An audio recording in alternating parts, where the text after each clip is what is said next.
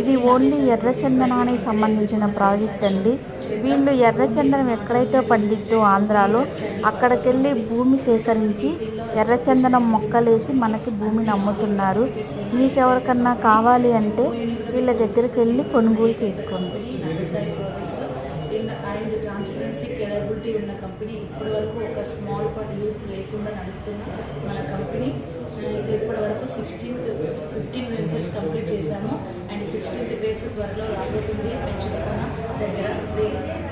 అంటే ఎర్రచందనం ఎంత విలువైంది అంటే ఒక పుష్ప2 సినిమాలో కూడా 2.5 crores అంటే ఒక టన్నుకు వచ్చేసి అంత విలువైంది. కాబట్టి స్మాల్ ఇన్వెస్ట్మెంట్ మీ పిల్లల భవిష్యత్తుకు బంగారు బాటలు వేసిన వాళ్ళు అవుతారు. మీరు పెట్టే ఈ చిన్న పెట్టుబడి మీ 3 తరాల జనరేషన్స్కి ఉపయోగపడుతుంది. కాబట్టి స్మాల్ ఇన్వెస్ట్మెంట్ 795 స్క్వేర్ యార్డ్ కాబట్టి ఇంత ఆంధ్రప్రదేశ్ డెవలప్మెంట్ చాలా బిగినింగ్ పీరియడ్లో ఉంది. కాబట్టి 36,000 ఎకరాలలో డెవలప్మెంట్ అనేది అవుతుంది. కాబట్టి ఇంకా ల్యాండ్ ఒక సామాన్యుడు తను సంపాదించి కోటీశ్వరుడు కాలేడు. కాబట్టి తన సంపాదనని రైట్ ప్లేస్లో ఇన్వెస్ట్మెంట్ పెట్టి కోటీశ్వరుడు అవుతాడు.